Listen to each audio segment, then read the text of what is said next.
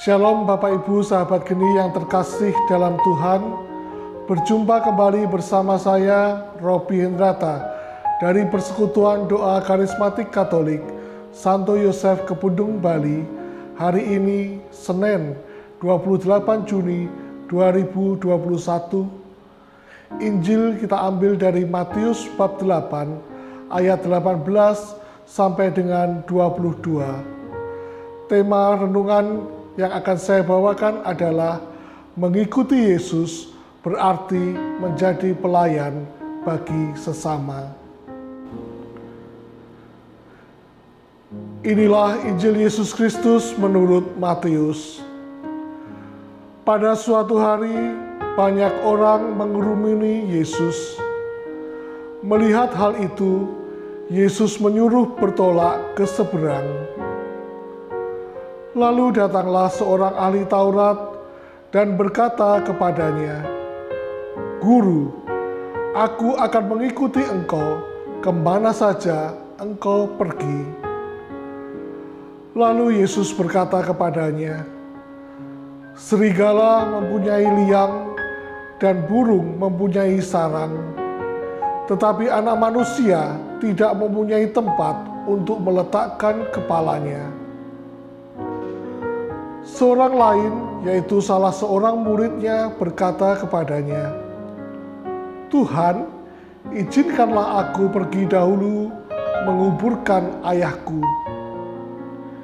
Tetapi Yesus berkata kepadanya, "Ikutlah aku, dan biarlah orang-orang mati menguburkan orang-orang mati mereka."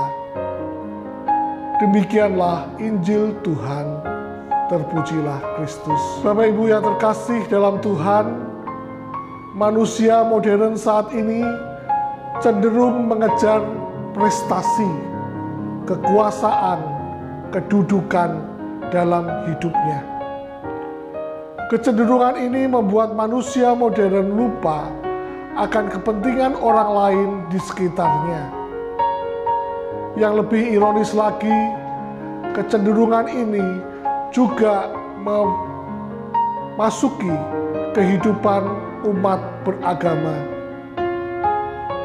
Banyak umat beragama yang saat ini mengejar prestasi, mengejar kekuasaan, mengejar kedudukan dalam hidup menggerejanya.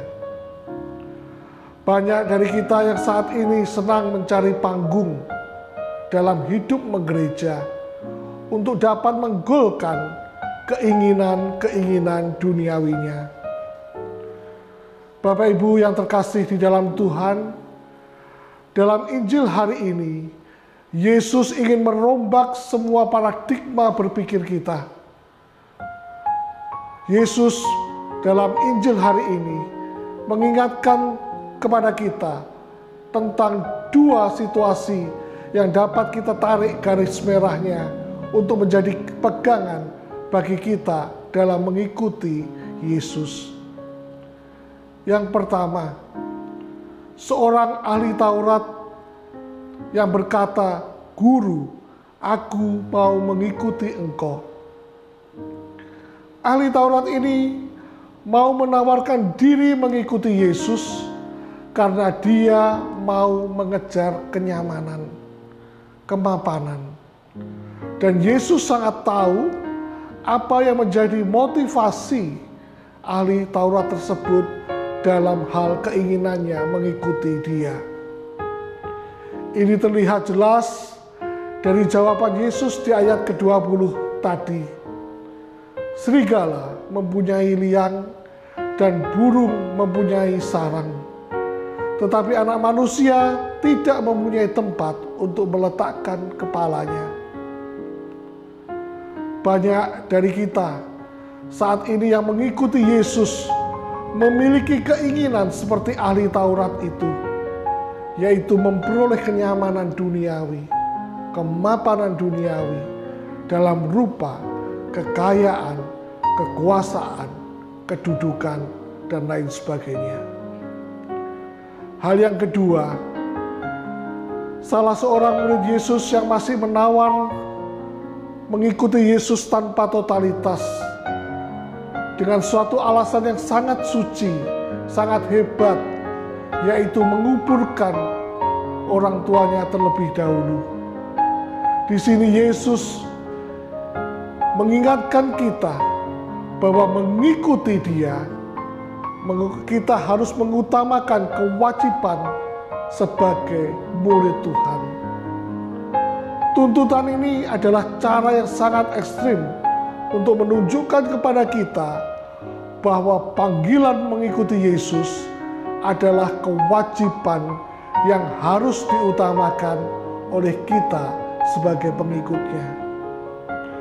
Banyak dari kita yang menomorduakan, menomortigakan, bahkan tidak peduli sama sekali mengenai kewajiban kita sebagai murid Tuhan, sebagai pengikut Yesus.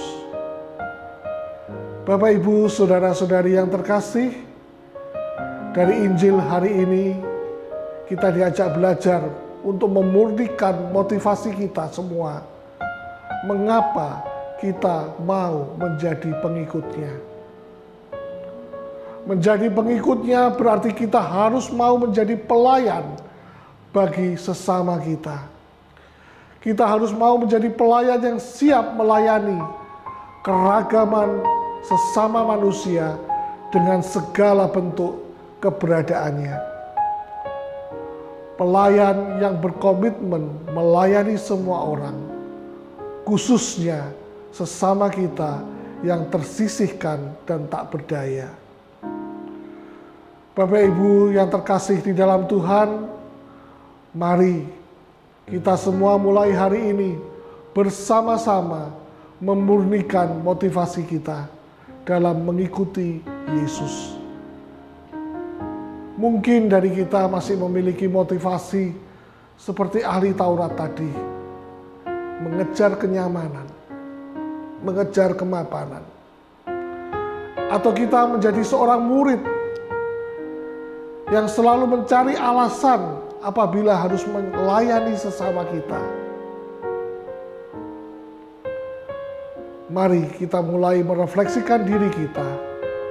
Sebenarnya motivasi kita apa yang harus kita lakukan ketika kita mulai aktif dalam pelayanan di gereja, aktif dalam komunitas kita.